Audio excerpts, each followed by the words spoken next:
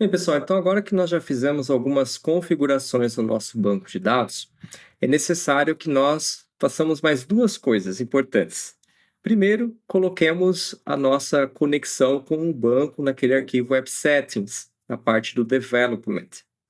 E a segunda é que nós executemos a migração, que é o processo em que o nosso Entity Framework olha para o banco de dados e vê se ele tem que criar, ali novas tabelas, modificar tabelas existentes, ou seja, mexer na estrutura do banco de dados.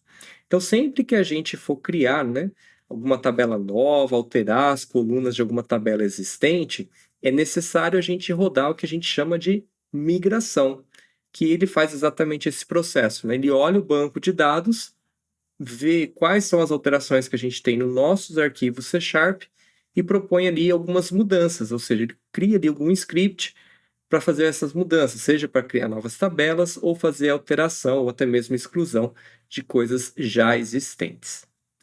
Então nós vamos ver isso tudo nessa aula de hoje. A gente vai rodar o nosso primeiro migration, claro que a gente não tem aqui, ainda nenhuma tabela apontando lá no nosso banco de dados. Então, basicamente, ele vai criar o arquivo inicial de migração sem nenhuma tabela, Mas já vai servir para a gente ver um pouquinho ele criando ali os mecanismos de banco de dados, certo?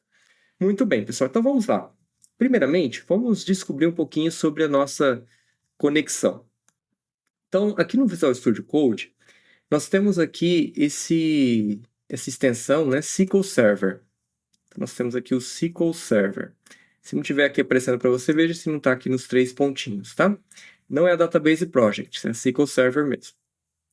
Então, aqui na SQL Server, pessoal, vou clicar aqui em Add Connection. E aqui, se você instalou, o banco de dados ali, o SQL Express, aí na sua própria máquina, então provavelmente você vai conseguir também se conectar nesse mesmo local que a gente está se conectando. Caso você tenha um banco de dados instalado em outra máquina ou um outro serviço do SQL Server, você também vai poder utilizar aqui. Tudo bem, então vamos lá. Então aqui eu vou digitar, pessoal, localhost barra SQL Express. Localhost barra SQL Express, certo? E eu vou marcar essa opção Trust Server Certificate. E aqui no Authentication Type, pessoal, no meu caso aqui eu vou utilizar o Windows Authentication. Então eu instalei o SQL Server com o mesmo usuário que eu utilizo aqui para programar. Então isso aqui vai funcionar. Se você tiver aí, de repente você criou um usuário para acessar o seu banco de dados, Então você pode utilizar essa opção Authentication Type como SQL Login e colocar aqui o username e o password que você criou, ok? Mas eu vou usar aqui o Windows Authentication mesmo e vou clicar aqui em Connect. Muito bem, então já conectou aqui, quer dizer que deu certo, Então ele encontrou certinho aqui o nosso serviço de banco de dados dentro de localhost barra SQL Express. Se eu expandir databases, note que ele só tem as tabelas de sistema, então ele não tem nenhum banco de dados criado, certo? Muito bem, pessoal. Então agora nós vamos fazer o nosso App Settings de Development apontar para esse mesmo banco de dados que nós temos aqui, para esse mesmo serviço. Então, como que eu vou fazer isso, Então, eu vou lá no nosso backend, pasta backend, pasta API. Nós vamos abrir aqui o projeto da API. E eu vou editar o App Settings de Development, porque o banco de dados é local, Então, App Settings de Development aqui. Então, o que eu vou colocar aqui, pessoal? Nessa parte da conexão, Então, entre as aspas, eu vou escrever o seguinte, olha. Server igual. E aqui eu vou colocar o caminho do meu server. Vou até deixar aberto aqui para vocês poderem acompanhar. O caminho aqui não é localhost barra SQL Express. Então, eu vou colocar aqui, olha. Localhost barra SQL Express. No entanto, vai um ponto importante, Aqui ele está entendendo que esse barra é algum comando específico. Então, vamos colocar 2 barrinhas aqui para ele interpretar como se fosse uma única barra, tá certo? Server igual a localhost, barra barra SQL Express. Muito bem. Agora, pessoal, vou colocar ponto e vírgula e vou colocar database igual E aqui eu vou escrever qual que é o nome que eu quero utilizar do meu banco de dados, né? Então, ele vai criar um banco de dados com um nome. Qual o nome que eu quero utilizar? É o nome que eu vou colocar aqui em database, né? Então, vamos colocar, pessoal, App Project. App Project. Note, pessoal, se você já tiver esse banco criado aqui, né? De repente você já fez algum outro curso, né? Que tem também a criação desse mesmo banco de dados com esse mesmo nome, né? Ou você para testes, enfim. Aí eu recomendo você colocar um outro nome aqui, tá bom? Para não ter nenhuma incompatibilidade com algum outro curso aí que você possa ter feito, ok? Muito bem, ponto e vírgula. Agora nós vamos escrever aqui, ó, integrated espaço security igual a true. Integrated security igual a true. Então, isso aqui vai fazer com que ele use a mesma autenticação aqui, né, do nosso Windows, tá? Se você está utilizando aí, né, uma conexão, tá, pessoal, que você está usando um usuário, né, que você criou mesmo, um usuário para o próprio SQL Server, você foi lá no banco de dados e criou um usuário para utilizar, aqui você vai ter, então, que colocar, né, o ID desse usuário e também a senha, tá bom? Aqui nesse arquivo, ok? Muito bem, no nosso caso a gente está usando o Windows mesmo, né, que é o default da instalação, então vamos deixar assim, ponto e vírgula, e agora nós vamos colocar aqui Trust Server Certificate, Trust Server Certificate igual a True, ponto e vírgula. Então são essas as configurações que a gente vai colocar aqui, né, nessa parte, né, pessoal, do nosso Database Connection, né? Então ele vai apontar para esse servidor, e aqui a gente está dizendo que a gente quer utilizar o banco de dados com esse nome, mesmo a gente ainda não tendo criado ele, ele vai criar. E aqui nós queremos também que ele utilize a autenticação do Windows e que confie, né, no certificado para fazer aí toda a parte de autenticação, certo? Muito bem, pessoal. Então, com isso aqui salvo, né, a gente vai poder agora rodar o nosso primeiro migration. Então, vamos aqui no Explorer. Perceba, né, pessoal, que a gente tem, então, o nosso projeto Database e o nosso projeto de API. Então, o que a gente vai fazer? A gente vai executar um comando agora no terminal, pessoal, que ele vai fazer o seguinte, ele vai olhar a estrutura nossa aqui de database, vai olhar o nosso banco de dados, que no caso aqui não tem, então ele vai entender que está sem nada, né? E aí o que ele vai propor? Ele vai propor um script de migração, que a gente chama de migration, que vai ser para ele criar a estrutura do banco de dados. Óbvio, né, pessoal, que no nosso exemplo até agora, a gente não criou nenhuma classe aqui de entidade para apontar para uma tabela de banco. Então, basicamente, o nosso script ele só vai executar poucas linhas ali. Basicamente, vai ser somente para a gente ter o início mesmo, para vocês verem a migração, né? Mas ele não vai exatamente agora criar nenhuma tabela, nada disso, tá bom? Mas só para vocês visualizarem como que a gente roda, para a gente rodar esse primeiro migration, para a gente subir o nosso banco de dados, a gente vai fazer assim mesmo não tendo nenhuma tabela, ok? Muito bem, então o que a gente tem que fazer, né, pessoal? Vamos aqui na nossa Solution Explorer, botão direito aqui no nosso aqui no nossa solution, né, no App Project, botão direito, Open Integrated Terminal. Então ele vai abrir aqui para nós, né, nossa pastinha do .NET Template, que é onde a gente está com todos os nossos projetos criados aqui, certo? Deixa eu aumentar isso aqui, pessoal, que a gente vai digitar um comando aqui. Então o que nós vamos digitar aqui, pessoal? Vamos colocar assim, ó, .NET espaço EF espaço migrations espaço add. Esse daqui é o comando básico para a gente executar o script de migração. Depois do add, a gente vai dar um nome para essa migração. Por que isso é importante? Porque conforme o nosso sistema vai crescendo, a gente vai tendo que rodar esses comandos de migração sempre que a gente fizer alguma alteração no nosso banco de dados. Seja ali para a gente adicionar uma tabela, remover, enfim. Então, o sistema vai crescendo. Então, a gente precisa sempre rodar essas migrações, né, que vão criar a estrutura do nosso banco de dados sempre que a gente mexer nessa estrutura. Ou seja, sempre que a gente criar uma nova tabela ou fazer alguma alteração nelas, certo? Então, aqui a gente vai dar um nome que identifique essa migração que a gente está fazendo, né? Por exemplo, estou criando tabelas, por exemplo, de cliente. Então, eu poderia dar um nome aqui, depois do add, customer, que é cliente em inglês. Enfim, então a gente pode dar um nome aqui que resume, né, as alterações que a gente espera que ele vai fazer aqui no banco de dados. Nesse caso, vamos colocar initial, que é o inicial, certo? Agora eu vou colocar -- project, e depois disso eu vou escrever appproject.core.infrastructure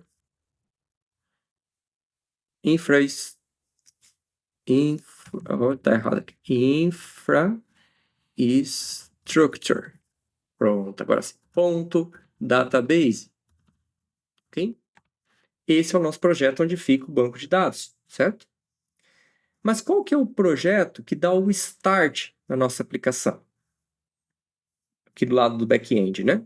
É o nosso projeto de API. Então, agora eu vou colocar aqui, startup-project appproject.core.api. appproject.core.api, que é o nosso projeto de API. Espaço. Agora nós vamos colocar aqui output-dir, e nós vamos escrever migrations com M maiúsculo.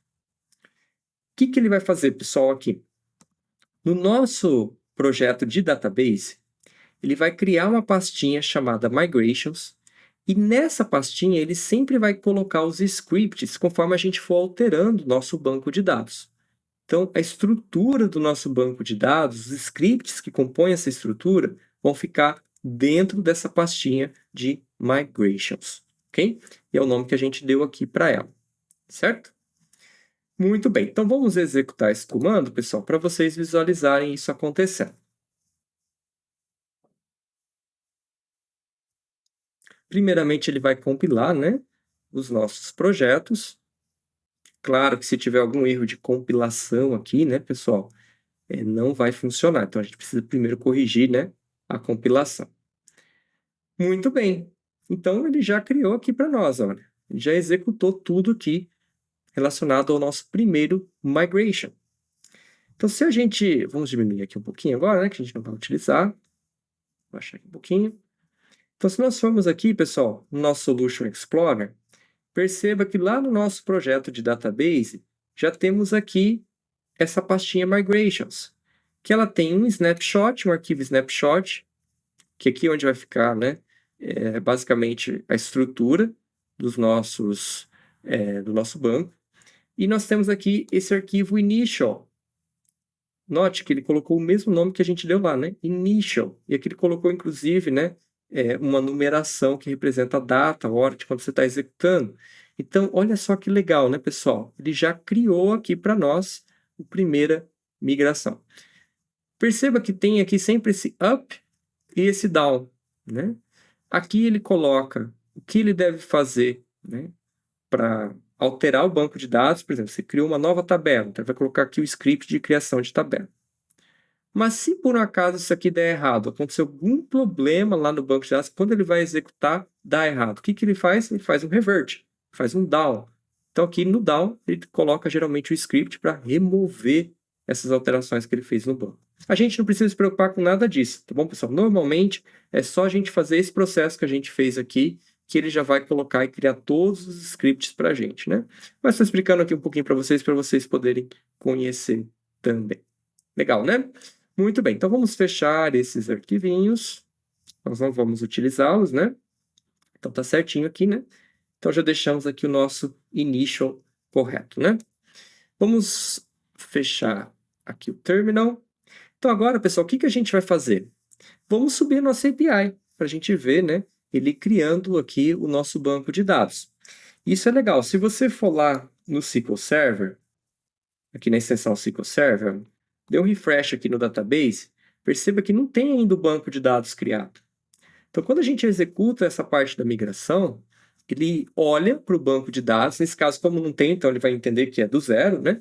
Mas ele sempre apenas faz um script para a gente.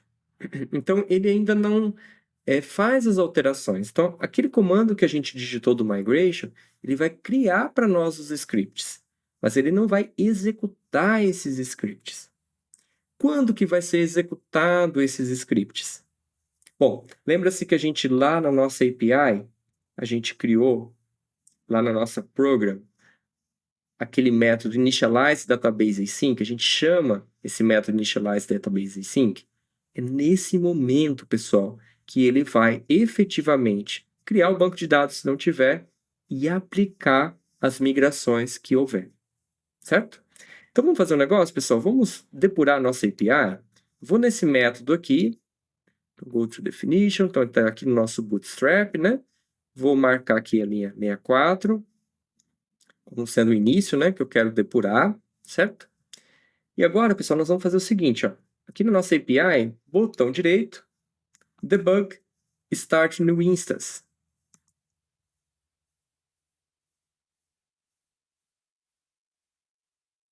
Vai compilar novamente o projeto, né?